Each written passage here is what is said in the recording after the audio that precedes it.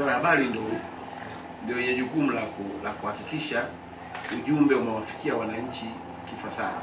Lakini sisi tungetamani sana tuone ya kwamba kuna mrejesho kwa wananchi ya kwamba alichokiahidi Daktari Samia juu ya ajira 12,000 kimeenda kutekelezwa ndani ya zile siku 100.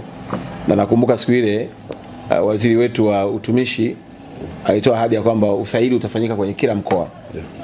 Maana sisi tutaomba tu kwenye kila mkoa maafisa habari walioko kule wawe engine ya kuhakikisha kwamba usaili huo basi wananchi wanaujua, wanaelewa, sababu kazi ya serikali ni tofauti na kazi ya kanisa au msikiti.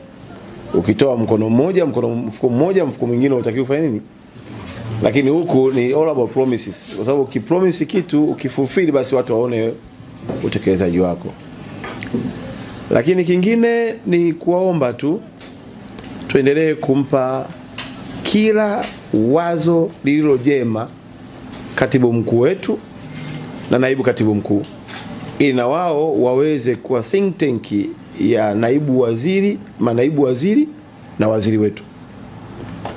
Tusifungwe kwenye cheo kama mimi ni mkurugenzi wa michezo, au mimi ni mkurugenzi wa habari, au mimi ni wa utamaduni.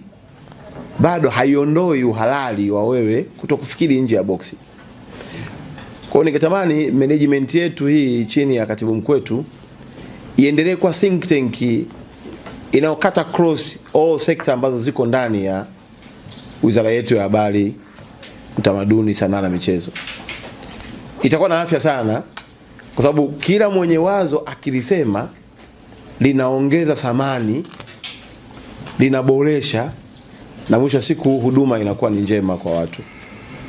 Kwa ndaomba, najua ndugu yetu katibu mkuu wetu pamoja na kaka yetu hapa ni watu ambao wako friendly kabisa, na ndio maana hata mnaona transformation nyingi ambazo wanazifanya ziko based kwenye kuongeza morali na motisha katika utumishi. Basi sisi tuwape heshima ya kuwapa mawazo mapya. Yani kuna wakati mwingine sio dhambi kuwaza kama katibu mkuu. Unajua kuna wakati mwingine watu wanakuwa mimi sasa hapa nikisema hivi ataona kama nawaza cheo chake.